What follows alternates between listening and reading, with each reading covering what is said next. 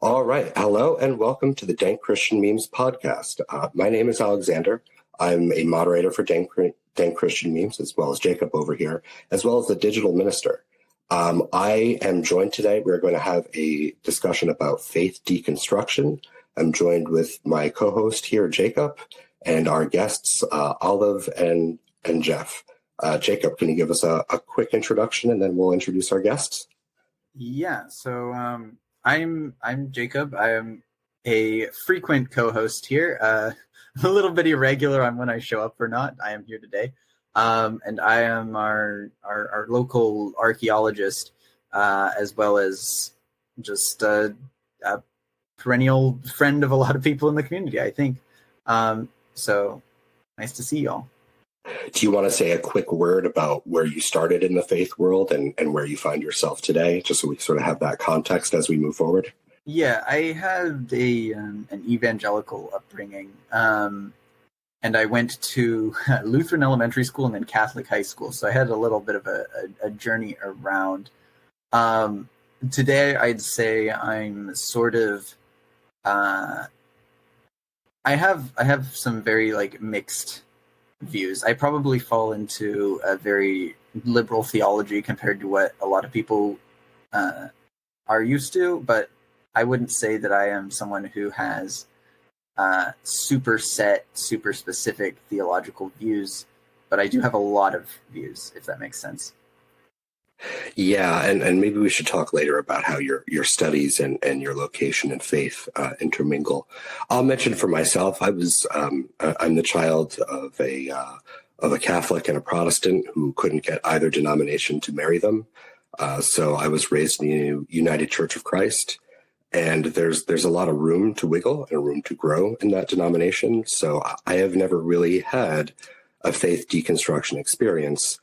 So keep in mind that I'm coming from a less experienced perspective as we go through our subject today. Olive and Jeff, do you want to take some turns in introducing yourself and saying a little bit about your faith position, and then we'll obviously go into the details? Sure.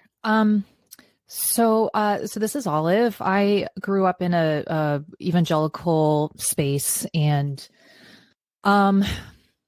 I went through, I started questioning when I got to college. I think it took me a relatively long time to start questioning, but then once I did, it changed everything, and I think definitely for the better.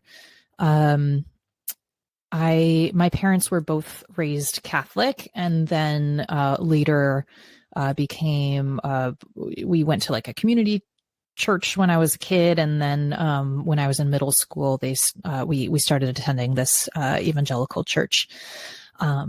So now I am still deeply spiritual and borrow practices from many different traditions, including a lot of what I was raised with and a lot of other things that I pull in. And so it's sort of a mishmash for me these days, but I still find myself very deeply in spiritual practice and using that lens for a lot of things in my life. Great. Thanks for that background. Jeff, you want to give us your quick intro before we get into the nitty gritty? Sure. I came up in a basically Baptist, but evangelical and unnamed denomination in the middle of nowhere, New York, and was pretty deep into it until I was about 30. And after a couple of years of just kind of taking things apart, I call myself a soft atheist, in that I can always be wrong about it. But I try not to be an evangelical atheist trying to tell Christians they're wrong all the time. So there's a delicate balance there to find. Well, and we appreciate and recognize that difference here at Dank Christian Memes, which as I say, as my little ministerial slogan that no one ever asked for, we're a place for all kinds of Christians and all kinds of non-Christians. And one thing we've seen with some of our folks is that Christians have become a little more open-minded to different denominations hanging out with us. And like you said, some atheists have an experience of going from what I have never heard someone else use the word evangelical atheists. That makes my heart flutter a little bit. But seeing folks transition from being more evangelical about their atheist beliefs to be more chill. I think chill is the word that I choose to use. Sure. So I think the subject of deconstruction, I suspect, is near and dear to the hearts of many of Dank Christian Meme subscribers, even if they don't currently consider themselves to be a Christian. So why don't I read our official definition here? And this was provided to me by Olive. So thank you for doing my homework for me, Olive. And this is presented You're by welcome. the Sophia Society. Here's what they have to say. Deconstruction defined: a relatively new idea that arose out of the world of textual criticism. The word deconstruction takes on different meanings depending on the field in which it is being used. For our purpose, that is, regarding religious faith, we'll define it as taking apart an idea, practice, tradition, belief, or system into smaller components in order to examine their foundation, truthfulness, usefulness, and impact. I think of deconstruction as a Lego project. When I was a little kid, I really wanted to make a sword out of Legos. And as anyone who knows about Legos, as soon as you swing that sword, it ceases to exist in any meaningful way. So I wanted to continue to experiment with my weird little Lego sword. But eventually, it became something else because it is made out of Legos and there's only so much support you can do. So we've talked about this before when Olive was on the show, that, your faith can sort of be built up and broken down into smaller pieces. So as we go through, feel free to correct, completely deride, or tell me that this metaphor doesn't work. But I figure it's a starting spot for us before we move forward. Does that sound okay? Yeah, definitely. There's also a second definition that is offered in that same document just after. Are you saying I didn't complete the reading? Oh no, it's all happening again. It's high school all over. This other definition is also very useful. So, is it the one that comes right after? Yeah. Can I read it? Is that all right? Oh, it would probably sound better coming out of you. Yeah, go for it. Okay. So Rachel Held Evans wrote in her book, Searching for Sunday, Loving, Leaving, and Finding the Church, that deconstruction is taking a, quote, massive inventory of your faith, tearing every doctrine from the cupboard and turning each one over in your hand. And I really like that definition also, partly because it's, I resonate with how that went for me. Like, I really had to look at each thing one at a time in order to tackle the whole process. And it is too overwhelming, I think, I mean, maybe it works for some people to just sort of dive in with like everything at once. But for me, I really had to go component by component. Well, and we should also share that Olive and I have a history, which is why she not only assigns me homework, but calls me out when I haven't completed that homework. So I appreciate our antagonist relationship and how it brings forth a better quality here. I have a starting question, but I don't want to go with that. Also, yeah, go ahead. Sorry, can I jump in for just a second? Because I feel like, with you saying that, I feel like it is also maybe worth mentioning at this point in time that Broclen had a not insignificant role in the beginning of my deconstruction process. Am I being charged with something? It feels like I'm being charged. It's not my fault. Well, okay. So when I first met Broclen, my definition of Christian did not include people who swore. So the fact that Broclen was a person who had plans to attend seminary and also was okay with swearing just blew my mind. I plead no contest. I definitely have been a big swearer. I've done better with my swearing since my daughter's been born. But yeah, when I get worked up, it does happen. So Well, needless to say, my definition of what did and did not make a Christian was incredibly narrow at the time. Well, and that's definitely something that we'll come back to. So we've talked about deconstruction, a couple definitions, weird metaphor, but it's basically breaking down faith in order to see how, if, and why it fits together in the first place. But one thing that I think Marxists, I feel like a lot of people can do this from a lot of different places.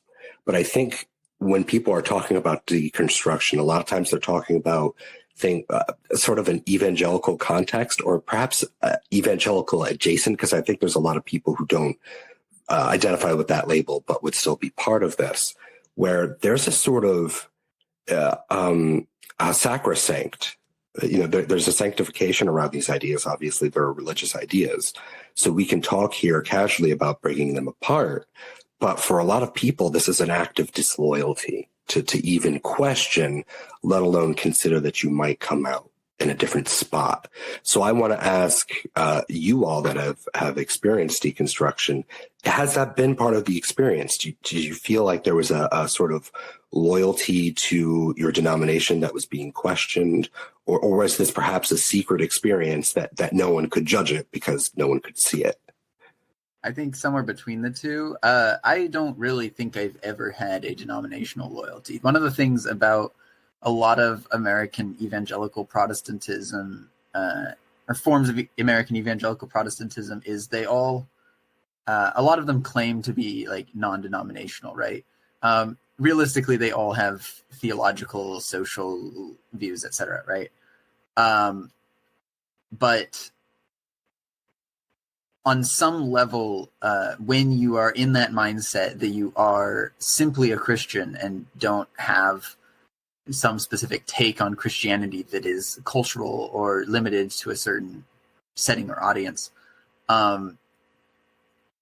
what you feel you're working with is not your church's or your community's environment. What you feel you're working with is Christianity. And so, especially if you grew up in a environment that emphasized sola scriptura, and especially the absolute authority and inerrancy of Scripture, the fear is always that you will step on something that Scripture says, which is, in that mindset, a final judgment on an issue. Now, of course, the now textual critic version of me has to add the asterisk here, which is that all Scripture exists in interpretation and translation, and therefore there isn't actually one objective way to simply read it and ascribe meaning to whole books. But if you are raised in one context that has one interpretation is what you're going to see most of the time when you look back at it. And so a lot of the fear of sort of disloyalty in that sort of setting for me was not to the church or any sort of human authority. It was to God, and essentially the version of God that I conceived, which had a very specific, very laid out, very direct statement on the way of many things. That's a very, very Protestant and like you said, textual criticism minded approach.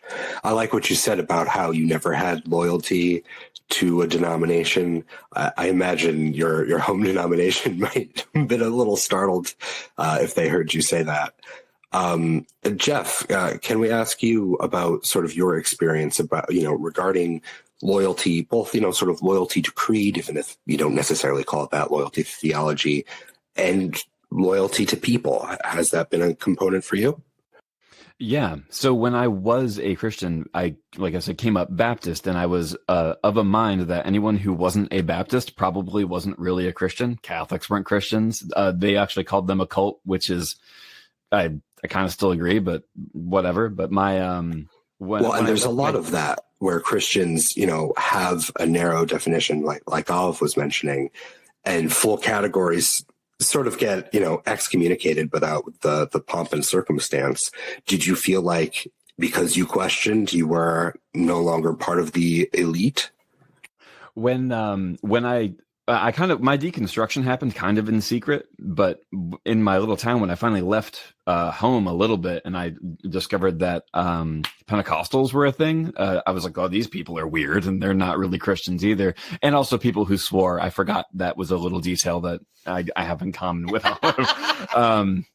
I'm going to try not to cuss on here just to try. But when I finally came out of the atheist closet, I had been working in the Christian music industry for a while, not in any really big way, but it was my whole livelihood. So I had to keep everything really quiet when I didn't agree with things anymore, regardless of denomination.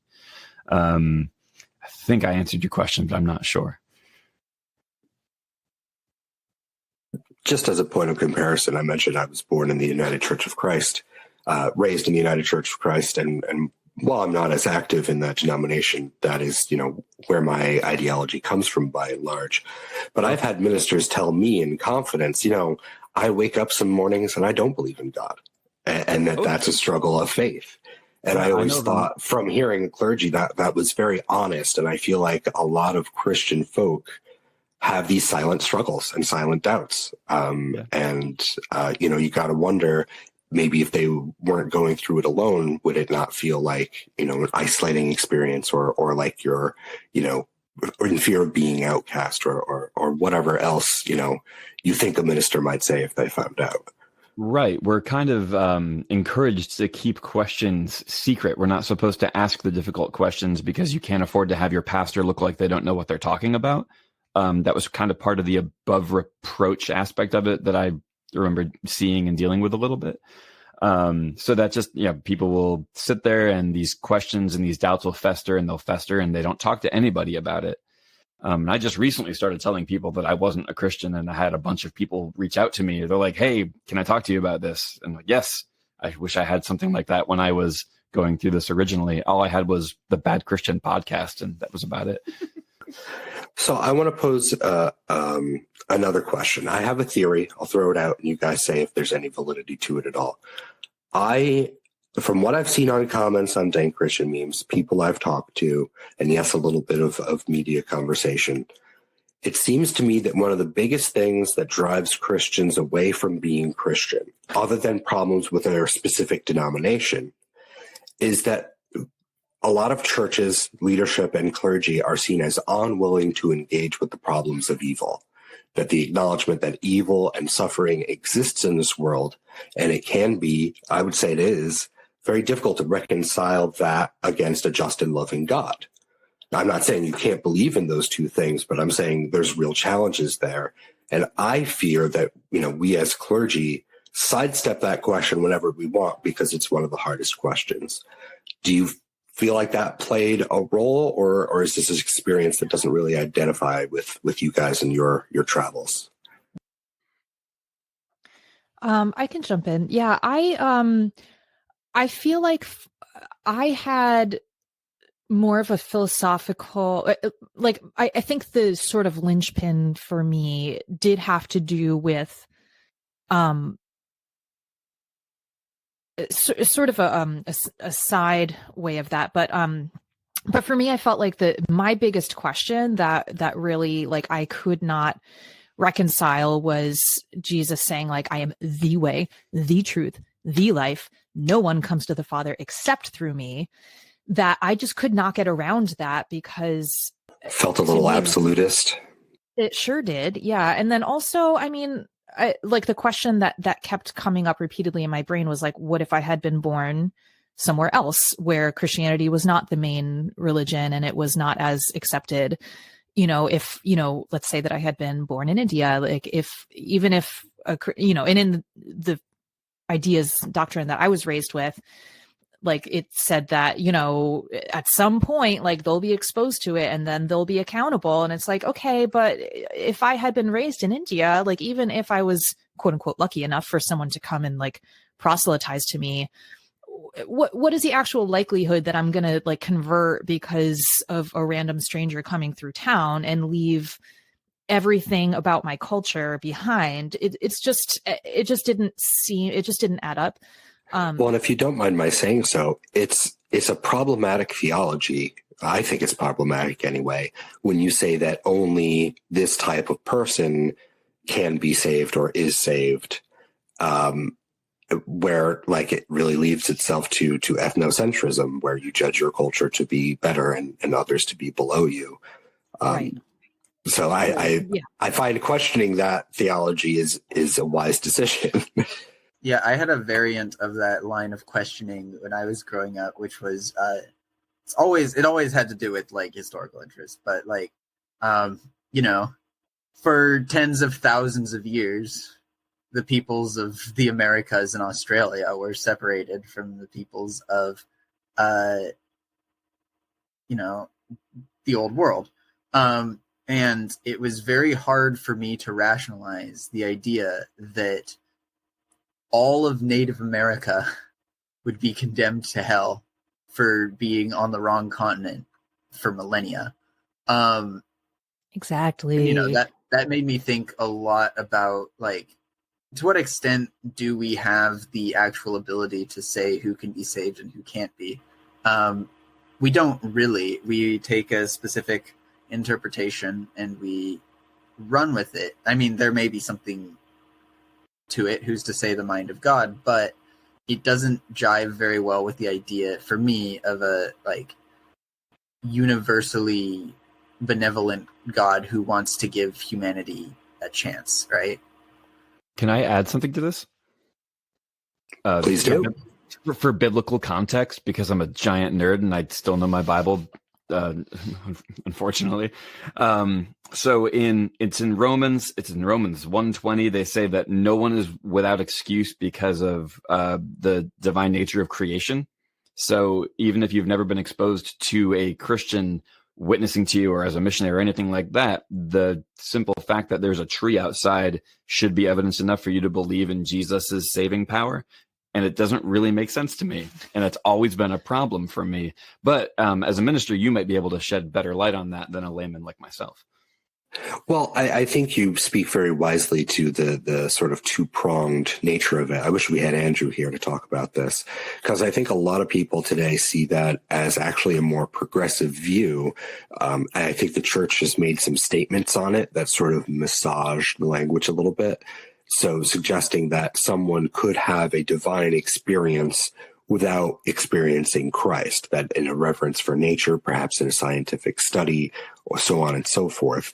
But it does seem to a lot of people, and again, a Catholic person could speak better to this, that there's an additional path to salvation, that you can, I wouldn't say sidestep Jesus, but like, just brush up against him accidentally, not realize it was him, but that's, kind of close enough.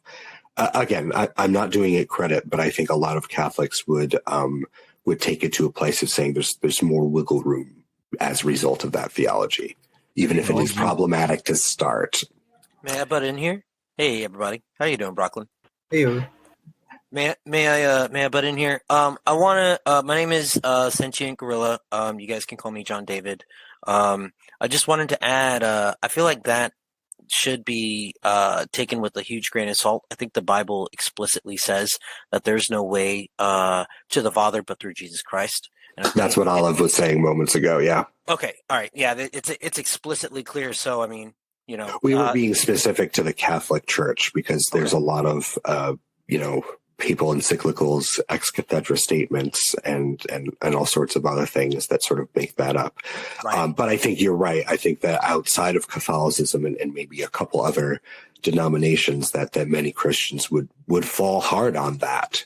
And we talked last time Olive was here about the sort of personal pressure that theology can put on a person, let alone an entire class of people who have had no opportunity to encounter Christ in a meaningful way. Of course, and I think that the topic requires conversation about it. I don't think it's just because I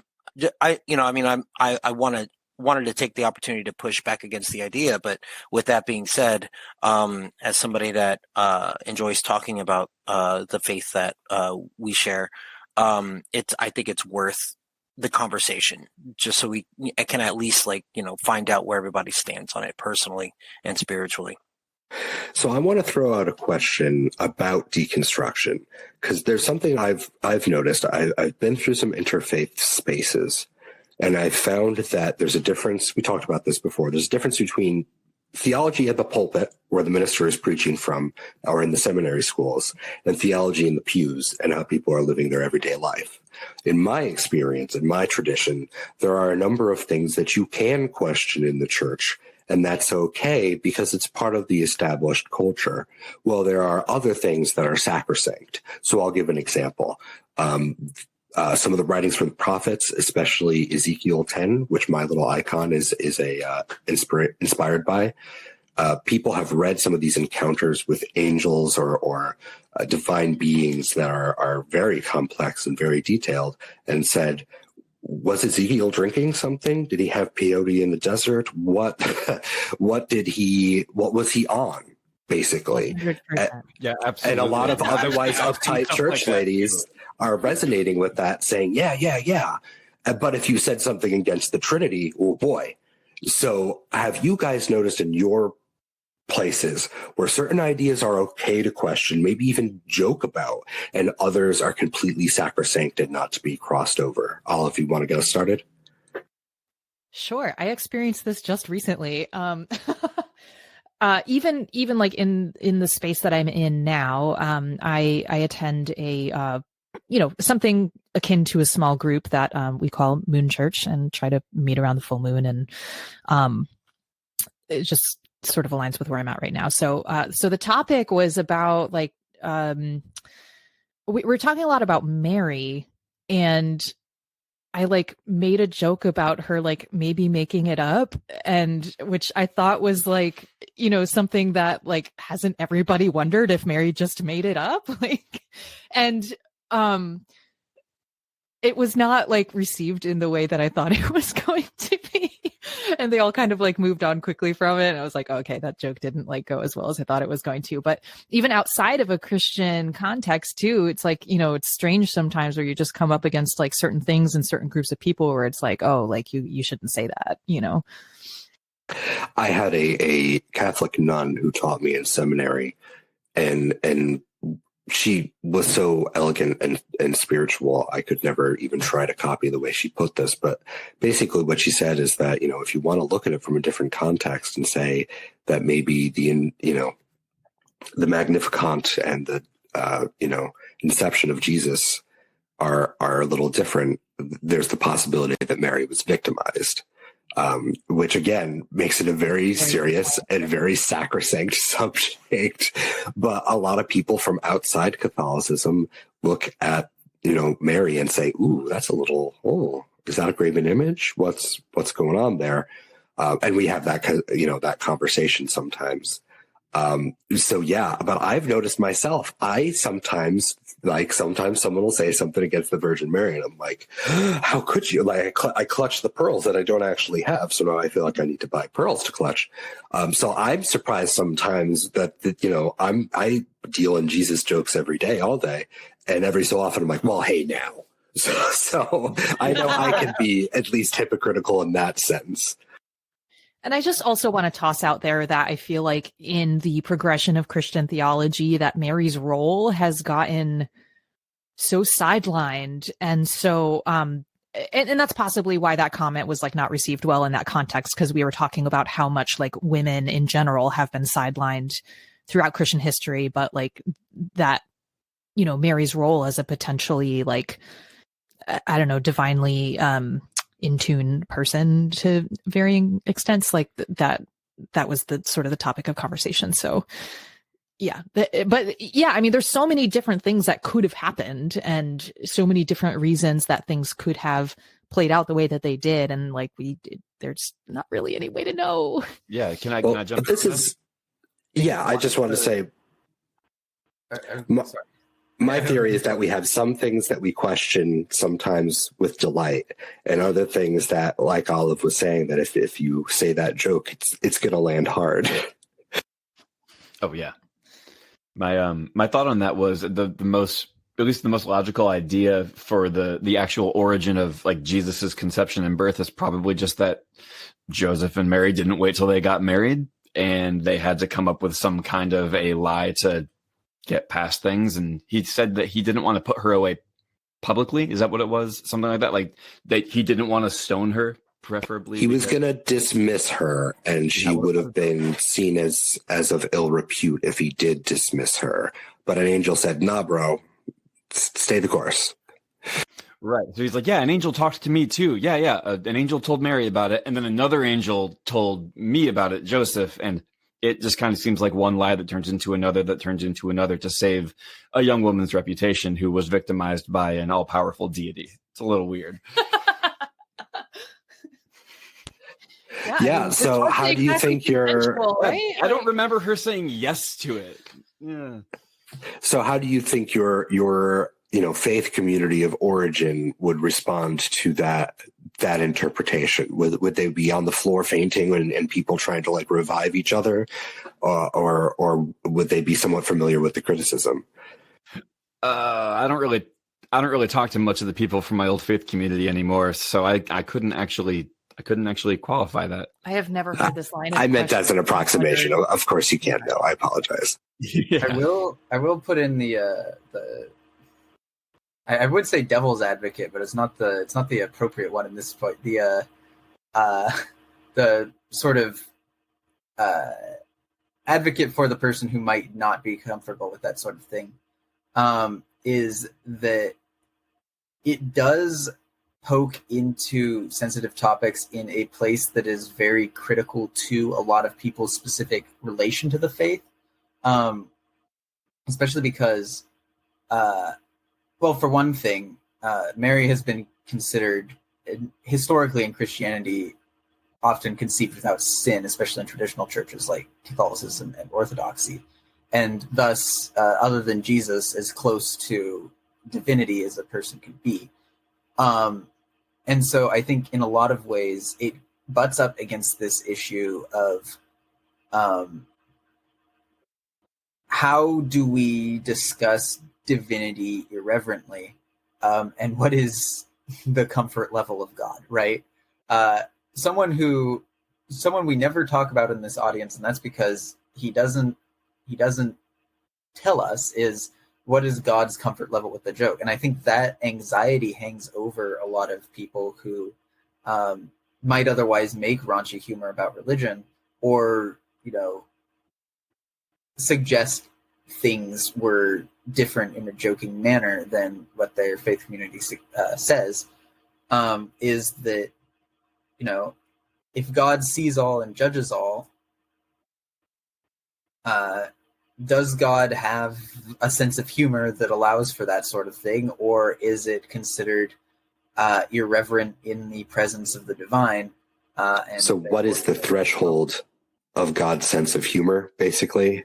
Basically, this is something none of us know, and I think this anxiety, if you I hope there is a threshold, man, because I've been on Dank Christian memes for a couple years now as a moderator. So if there's any guilt to be had, my hands are dirty for sure.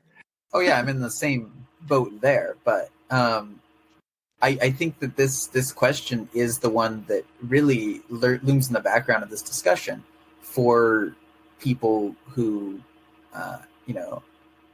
are on sort of the other side of the reception of that joke, right?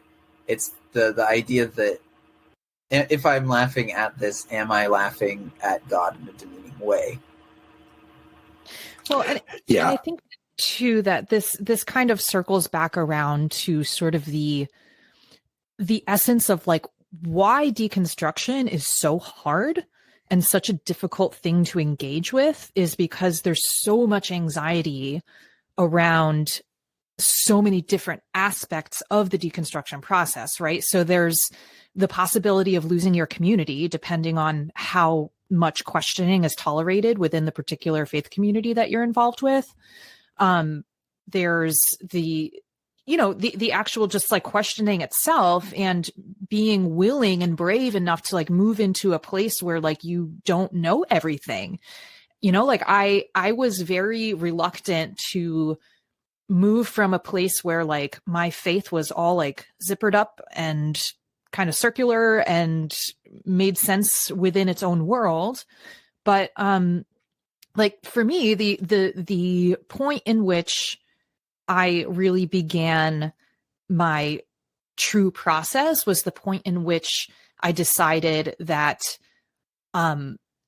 what made sense to me and what felt true to me was the most important thing. That essentially, that if something was only validated by the Bible, that no longer was going to be good enough for me. That if something is true, it should be verifiable by more than one source. Now, this does get a little tricky when you're talking about like matters of like faith and things that are not like scientifically testable. So there's, I think there's lots of things in the Bible that maybe can like come back to science, and then we can say like, oh, we can prove like XYZ historical thing. But like ultimately faith is a matter of faith. Like what makes it faith is that it's not provable. So I think we get into this sticky like situation where we want to try to like prove our faith or like prove. Would you say some people are selling faith but dressing it up as certainty? Sure. Oh, absolutely. I think a great sorry, I just jumped over you like that. The Answers in Genesis folks are very good at trying to prove science using the Bible, and they're not very good at actually proving it. And it's one of those things, proving faith instead of just having faith. And that was actually the straw that broke my back. I was like, I'm out. Like I'm not really a scientist, but I have a good understanding of it, and like, they clearly don't. And you can see evidence of that if you watch I think it was a Bill Nye versus Ken Ham debate like 10 years ago. It was kind of hilarious, actually. I will say on that debate, because I've been following this for a while. I was raised on like their media and everything, and I have a lot of opinions on this as someone who is very much into what they would call historical low confidence science now. But basically, I do think Ken Ham won that debate. I continue to think that, because as a now he was wrong, but on so many points. But the fact is that if you do not have a like significant understanding in scientific methodology, you're not going to see that. It's a very well dressed up system that they've put together. And that's my little take, is I feel like most commentary seems to suggest that, like most commentary that looks at it retrospectively tends to suggest that, Bill Nye defeated Ken Ham in some field of battle. But if you actually read reviews from the time, that was not the reception that came across at all. The reception was that like Ken Ham showed himself to be an orderly person who could discuss this topic to a popular audience, whereas Bill Nye did not. Right. I would say that Ken won the debate as far as order and structure goes, because Bill focused more on the value of education. He didn't really actively debate. It was more of I guess it was more of just Bill Nye doing his own Science Guy show again, because it did seem very one-sided. Like Bill came in there with his own idea of what he wanted to do with the publicity. So it was, yeah. So Ken Ham definitely beat him, but he was wrong in his conclusions. I would agree with that. So I think that, let me know if this takeaway actually makes sense. And I'm not familiar with the debate you guys are having, but it seems like the problem is that science is not self-evident to most people who don't have a degree in science. And therefore, science and faith to the individual seem like they are on more of an even footing because, you need potentially master's or doctoral degree before you can explain, well, here's how we know that the earth is, this old as opposed to, much, much older. I think there is, if to give like the Bill Nye discussing education thing a point, part of the reason that the discussion is so broken is that understanding science is not actually understanding a list of facts and arguments for those facts. It's understanding a process of testing. And the thing is, a lot of the issues, I saw a meme on the sub the other day, like yesterday on the subreddit, which was comparing, it was like pitting intelligent design against multiverse theory for whatever reason. Yeah, that was a and cringy one. Neither of those are actually subject to scientific testability. Either of them can be true. Don't get me wrong. I'm not saying that they're not. What I'm saying is you can't actually apply a scientific process to either one of them. You cannot recreate and observe the spontaneous creation of the universe by a divine entity, and you similarly cannot spontaneously, or you cannot independently observe a completely separate reality. So like a lot of this discussion around scientific objectivity of these issues fails to understand that scientific methodologies cannot be applied to them. They are outside of that. To understand this, you simply need to get people to understand that science is a process of testing and observation. It is neutral on the idea of God for the reason that we cannot bring God into an experiment in a controlled setting. We don't have that control over God. Right. We don't have a way to measure what he does. There's no real way of seeing it, and it's not repeatable either, which is the other aspect of the scientific method. You need to be able to repeat what you've done to prove that it's actually a viable method of whatever it is you're experimenting with. Right. If you can reliably ask God for intervention, then you can apply a scientific method.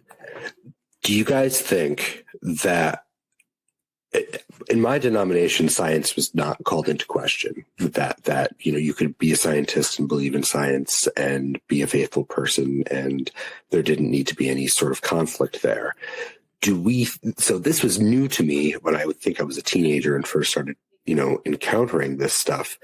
Does this anti-scientism come from a longing to prove scientifically the existence of God somehow? Do we feel like this is a product of a culture and a countercultural struggle?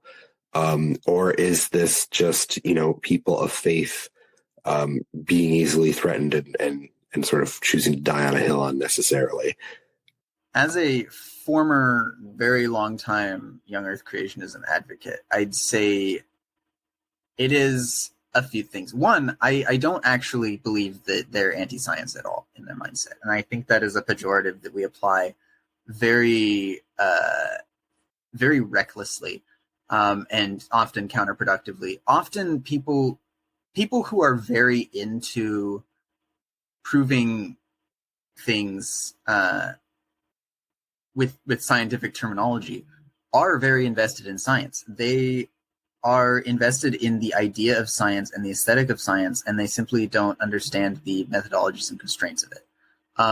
I believe that the people who write articles for Answers in Genesis are very invested and interested in their topics.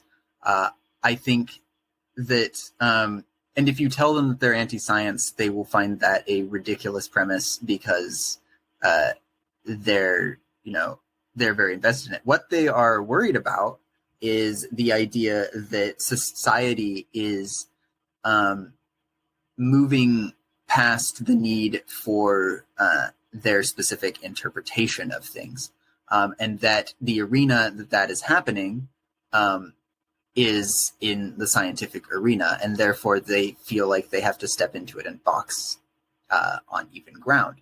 Of course, I think that the notion, as now as someone with like degrees in the ancient Near East,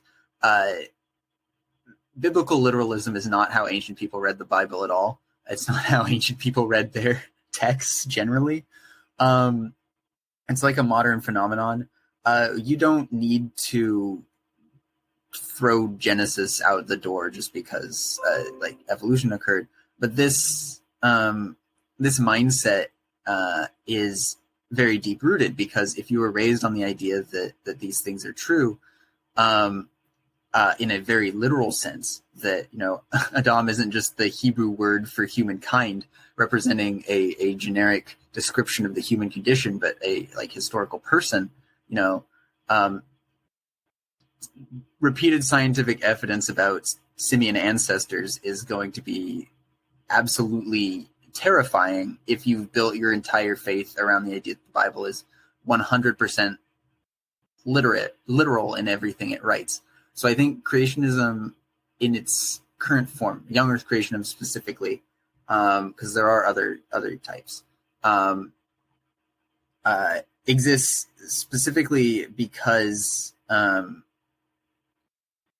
it exists as this anxiety, basically, where the old interpretation comes into question, because I think in many ways it's a closed-minded interpretation, and they have to fight in a field that they feel they're losing in, even though that field is not actually really attempting to fight. But do they need to fight? And I feel like that's so. When folks feel the need to defend their beliefs in such a public forum, especially beliefs that are a subject of faith, at least to some degree, I can't help but see that as a sort of insecure theology looking to prove itself by some sort of trial by contest. Am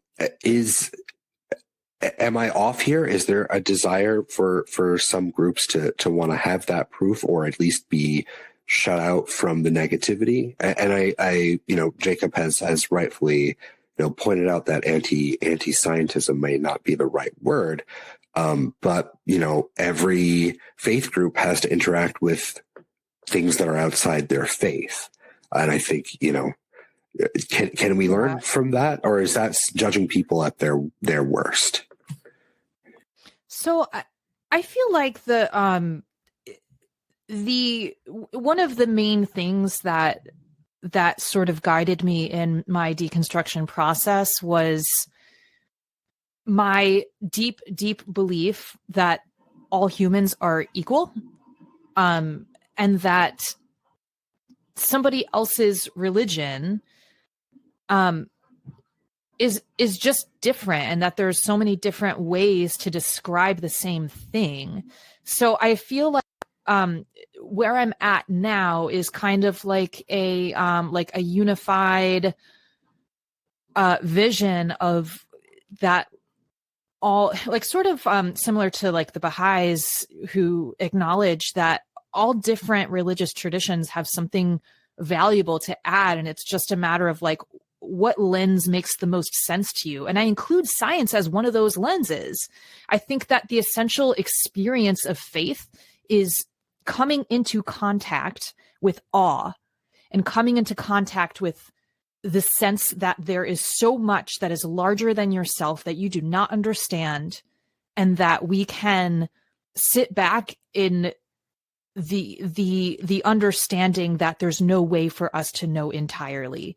And so I think that science is an approach to that. Every religion is an approach to that. And so I think it's just a question of like, what makes the most sense to you? So for me, like where I've landed with that is sort of like some combination of like Taoism and music and science and, some remnants of my like former Christian practices and, like honoring the seasons and following those rhythms. And honestly too, like, my personal somatic experience of being in my body is something that I'm still actively working to deconstruct and deprogram the various beliefs that I was handed growing up. But that like, anytime in my former like Christian years where we were discussing like the body and the flesh and whatever, it's always like, oh, like it's going to lead you astray. Like it's always used as a metaphor for like bad things. And you internalize that so deeply. And so I found it really life-giving over the last like maybe 5 years or something like that to be like, oh, actually paying attention to my inner experience and taking care of my health and taking care of my body is another form of spiritual practice. It brings me closer to aliveness.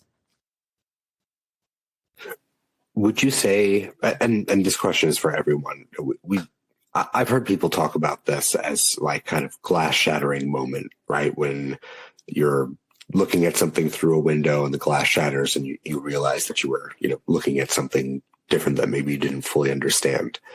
Is that essential to the experience of deconstruction, or is it less dramatic than that in your personal experiences?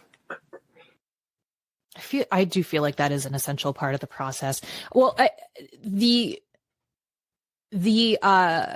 coming to a point where I think you have an openness to the possibility that your beliefs might be wrong, or maybe not even wrong, but just that they need to be shifted or adjusted or like,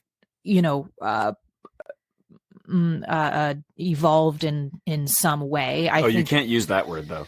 Yeah. Okay. Sorry. I'm sorry. That was maybe offensive, but no, I'm kidding. But yeah, I mean, I do think it's essential that you come to a point where like you have to start with the idea that you might be wrong, that various aspects of your faith might be not helpful to you or the world, or like your experience of God and to your experience of being a full human.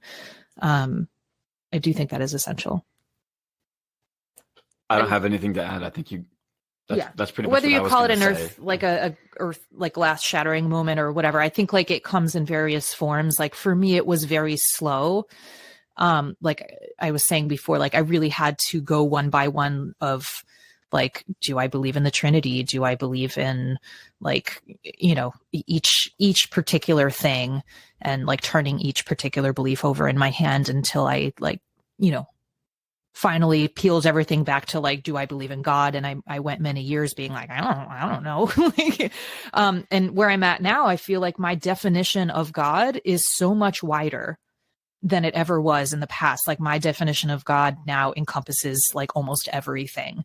But especially sentient beings and all forms of life, I think like share, especially there's something very divine about consciousness in particular, and like the ability to be self-reflective. But I really resonate with the Native American belief that spirit is infused in rocks and everything. And that has gone a long way towards helping me to come to a place of a much more expansive and inclusive and alive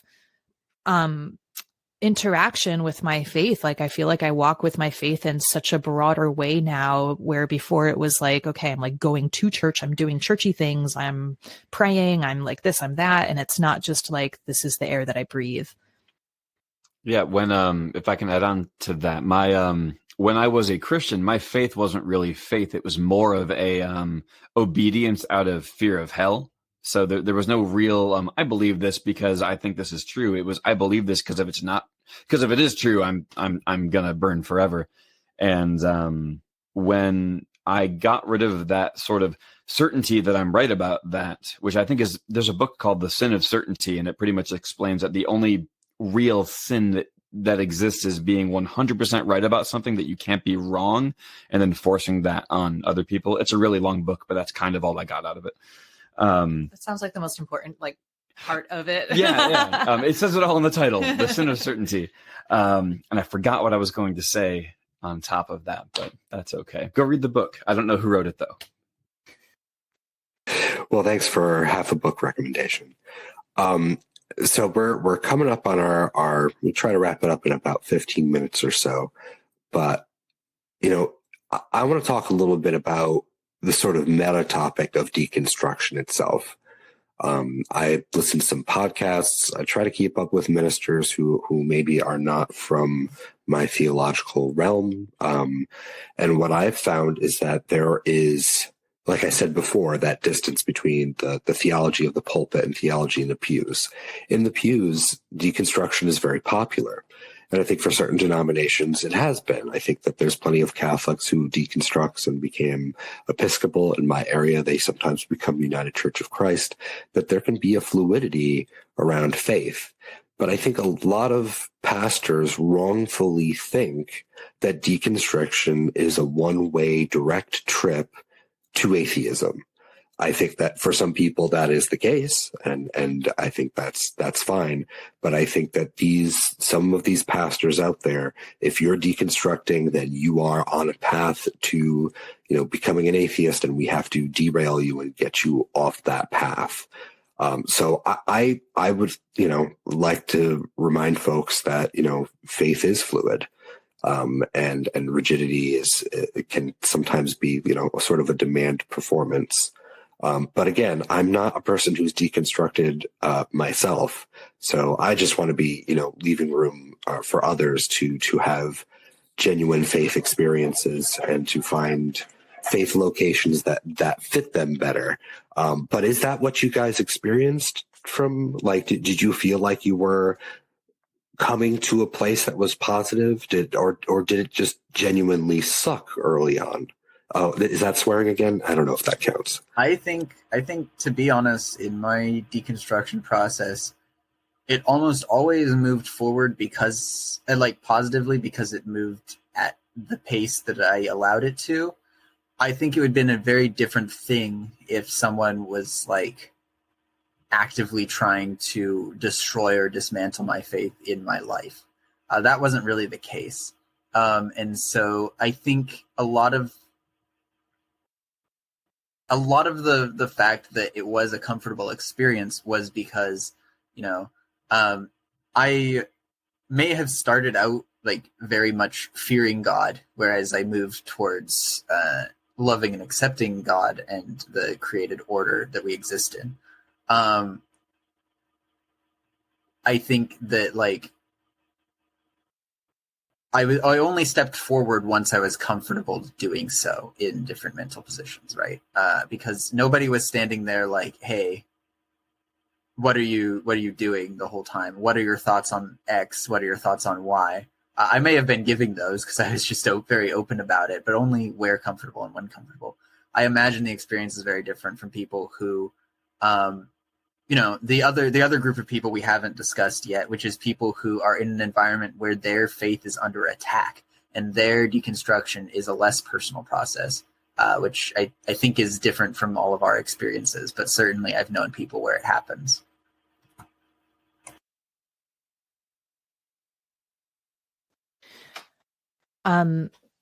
Yeah, I feel like for me, the initial process when I first started very much felt like the rug was being pulled out from under me.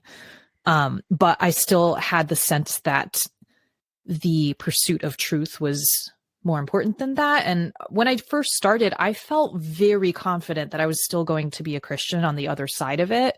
But I felt like, okay, it's important that I find answers to these questions. So one of the things I wanted to say is that, deconstruction obviously is a hot topic right now.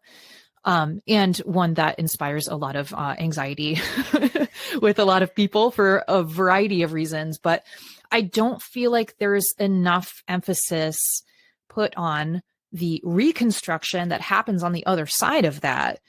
And there is so much available there that is, I think, not talked about enough, because I think a lot of people, when they deconstruct, if it leads them away from the church, the people in the church don't get to see the other half of that. Right.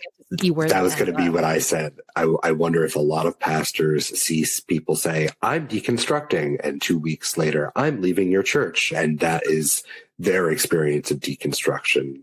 And that would explain their perspective as it not being valid. Whereas someone who is reconstructing and enters the church for the first time is probably going to simply look like someone new to the audience. Yeah, right. Well, hopefully when people do wander into churches, they're treated kindly. But I know that there's no shortage of churches out there that really want people to join them, but are truly not prepared for if people were to do that. I brought Wyman on stage because they said in the comments they wanted to ask a question or two. We're coming up towards the end of our time, Wyman, but do you want to throw us one of your questions? Yeah, so like I said in my comment, I was at my friend's funeral yesterday. It was my first time in like a Catholic church, and I grew up Church of Christ, like in Tennessee. So it like has been always, religion's been like literally taken this, like it has to be taken literally, all of it. And I left the church because it just didn't make any sense to me. And like I've been struggling with it for the longest time. Like I've even met with like apologists, and they've explained their views to me. I mean, I was very grateful for that, but it still doesn't make any sense. So like the past 2 years, I've been meditating and praying and like working on my spirituality. And I think I've finally gotten to a point where like I believe in God. But that's about it. Like I meditate every day and I pray every day. But so my question is basically, why all of the separation between spirituality and religion, like in the church? Like, why is the Bible I think taken one so reason, literally? I think Olive can probably speak to this well, but I think one reason is that I think in Christian churches in particular, there's a focus on theology, and that making sure that if not everyone understands the theology, that, you know, they are being made to understand it. And I think in that process, we're giving people a lot of ideas and telling them that they are essential ideas, and sort of demanding a lot of people in that, in that process. I also think that for some people, I think before people use the word deconstruction, they use the word spiritual.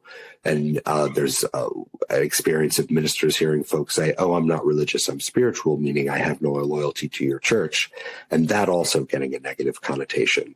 So I think a lot of it comes down to a breakdown, that there are some ministers and some denominations that realize that they need to bring in more spiritual practice for exactly the sort of thing you're describing. And there's others who are just so focused on dogma or whatever their tradition is that, you know, their spiritual practice offerings are what they are, and they're not interested in changing those. Olive, Jeff, did you want to comment on this, you know, space between religion and spirituality, and how I'm sure many people fall into the crack there between? Oh, definitely. So I resonate with what you're saying, Wyman, about the practice of interacting with apologetics. And man, I have so many memories of being in youth group and basically being like programmed with responses to certain questions. And as I got older, like you were saying, like those answers just didn't make sense anymore, or it's like, that's not an actual answer to this question. I would say that like churches that really actively engage in apologetics are, typically tend to be the kind of denominations that also have very like kind of rigid ideas about what is truth and what is not truth, and how to be and how to live and how to act and what to believe and yada, yada, yada. I had a fabulous experience when I was living in Tallahassee with the Unitarian church there. And I visited a couple Unitarian churches around here as well. Unitarian Universalist? Yeah. And I found that like those communities tend to be a lot more open and a lot more like there's various denominations that are much more open to questioning. So I would say that like if you are a person who is looking for a spiritual home, that you appreciate the ritual of going to church and the social connection that comes with going to a church, that there are certain denominations like the UCC that, each church is able to kind of like decide what their and tell me, Broclen, if that's incorrect, but each church can decide their own deal. And yeah. And the reason I appreciate Unitarian churches is again, because it in my mind, it sort of like takes the beneficial parts of religious community, which is again, like the ritual, the music, the social like support network and whatever, but they don't have the same, like you can be an atheist Unitarian, you can be a Buddhist Unitarian, a Christian Unitarian. I mean, it grew out of Christianity, but that is the one like Christian and Christian adjacent community that I've found so far that has been the most open to whoever coming and participating in any way that they want. It doesn't matter what your beliefs are. Like they're not trying to program you with anything. Like they have a big focus on social justice and like, which I also appreciate, being like very action oriented. So I would say that like there are, if you come across communities that really want you to believe something in particular, to me, like I would not personally be interested in diving deeper into that community. Like, it's really important to me now that any communities of faith and spirituality that I'm involved with are open to whatever it is that you believe, whatever makes the most sense to you, whatever makes you feel the most alive and connected to spirit, and that they're not going to ostracize you for not taking the answer that they program you with. Yes, at the United Church of Christ, I believe their phrase is, no matter who you are or where you are on life's journey, you're welcome with the United Church of Christ. There's a little asterisk because, like you said, every church is open to do its own thing. So some are, in fact, more welcoming than others because, of course, no one is perfect. But there are churches that are open and welcome to have people sort of either visit as they deconstruct and reconstruct things, or to actually come and stay with them. And that's, I think, the Unitarian Universalists and the United Church of Christ have this in common, where, you know, people move through sometimes and hopefully they have a happy experience and come back. But as people are going through a faith journey, they're going to need different things at different points in time. And I know for a lot of people inside the church, that feels very insulting. But I think for a lot of people outside the church, that's space that's needed, especially if you're carrying any sort of trauma or just less than great experience with your previous church engagements. But we are coming to the end of our record time. We are going to do another episode next week at 1 p.m. Eastern time. We're going to talk about purity culture, which is, you know, sort of a subtopic of this. So in the same neighborhood. But I want to give everyone an opportunity. I can't wait to hear that one. Yeah. Yes. Well, and I also invited Castor Troy to join us, and he's our pop culture and media analyst. So we're going to be talking a little bit about certain kinds of media that have been branded, you know, pure or, you know, acceptable to Christians, or satanic or objectionable to Christians. And we're going to talk about that breakdown a little bit from sort of media and pop culture standpoints as well. So before we tap dance here, I want to give everyone a chance. Jacob, do you have anything to plug? Sentient Gorilla, do you want to remind us to join you on the Satil Shan server? If you want, my plug real quick is I actually co-host another podcast that releases very irregularly, but is more history of religion. If you want to check out Potting Through Religion, give it a shout. It's me and Andrew, who is another semi-regular on this show. I don't have much to add as far as like plugging anything right now. I'm in the process of creating an online presence, but that is not ready quite just yet. But I do, if I could have just like maybe 60 seconds to add a final thought, because I didn't have a whole lot of opportunities today, but I'm glad to be back. As far as like the deconstruction topic is concerned, this is something that has always been floating around in my mind, and I think it's worth finally being able to get off my chest, is that one thing that has always been my personal elephant in the room is the Christians, the faith, the believers wrestling with the reality of our own mortality.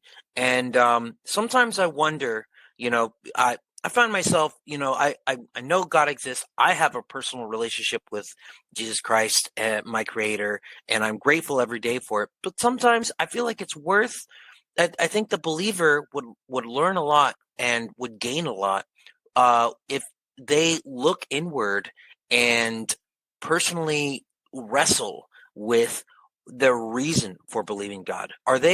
Is the believer simply afraid of their own mortality? And are they simply relying on God to fight off that anxiety? Or are they truly accepting of the gift of salvation that Christ gives us? And I think that it's, personally, I've found that it is not only essential to our faith to ask ourselves hard questions, but it is healthy and it helps us grow when we come face to face with our mortality, and we also come face to face with a God who is kind and loving and walks with us in that journey. And that's all I have to say on the topic. Thank you, Broclen. Thanks for sharing your wisdom. I've said this before. I've got some catchphrases now, so folks are ready to get sick of them, I'm sure. But if your faith is untested, then it may not stand up. And you should look inside and find those places, find your certainties, find your doubts, and be aware of them. And I think we all grow when we can engage with other people and share those things, no matter, what direction we end up going with those doubts, certainties, and everything else in between. Jeff, I want to give you an opportunity to say your final thoughts, or Murray, maybe plug something. And then I'm going to require Olive to give us the latest Olive Tiger news update before we close up shop here. Sure. I'll demand it. I don't really have any final thoughts. This has been a good discussion, and I wish it could go on for like 6 hours because I could listen to you guys talk about this for a while. But I'm on social media as JS Pitcher Media. I don't do a lot except for post pictures of the bands I work for and pictures of my dog. But I talk about deconstruction and nerd stuff a little bit, and that's about it. Cool. Feel free to throw some links in our comment section, and then we link to those comments on our podcast so people can find you. Olive, we didn't say so at the top here, but you are the creator of our intro and outro music, which I add in post here. What is up with Olive Tiger, other than being fantastic for not charging us to use your awesome music in our podcast? So we just on Friday finished recording Side C, which is the final EP in the Softest Eyes trilogy. So I think Broclen had posted a link to the music in the comments section as well, which is on our website. But I'm really excited because this conversation is coming at an ideal time, and because we started talking about this recording maybe a month or two ago, and so I've been sort of percolating on the topic and reflecting on my experiences, and there was a particular song that we were recording that I wasn't really happy with the lyrics, and ended up doing like a complete rewrite of the lyrics the night before recording it, and decided to write it about deconstruction and about just like, I guess, like moving, I don't know, obviously it's a 3-minute song, 4-minute song, maybe. So it's not exhaustive by any means, but sort of a smattering of thoughts. Perhaps a candidate for a new outro song, because we play at the end, we play a full song. Yeah. Thematically appropriate. I like it. So I will plug that and say that that will be out sometime later this year. So stay tuned with Olive Tiger's various announcements. I should be more active on the internet than I am, but we do have an Instagram and a Facebook and all of that. And I try to post things as often as I can stand to be on, to do that. I should do it more, but so I guess follow the link in the comment to find our website, which links to all the other things.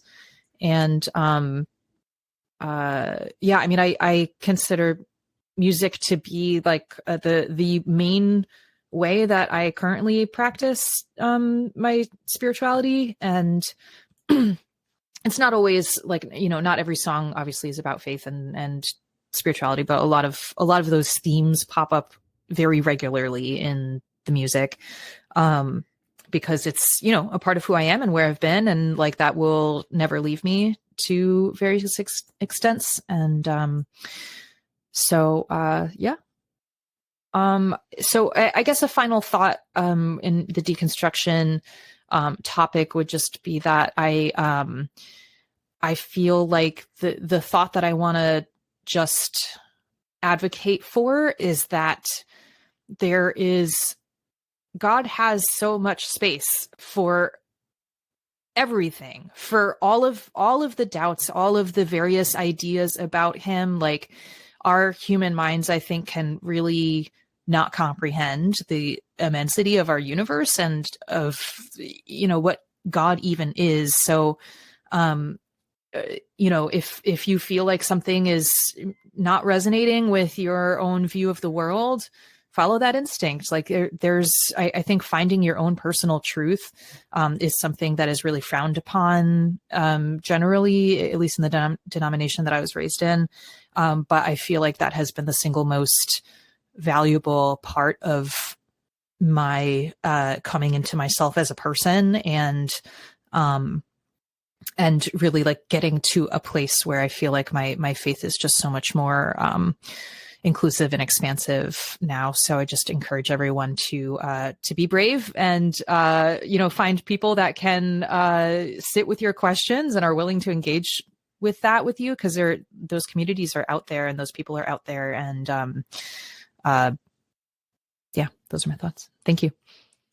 Thanks very much. And as always, thank you for sharing your music and your spiritual perspectives with us.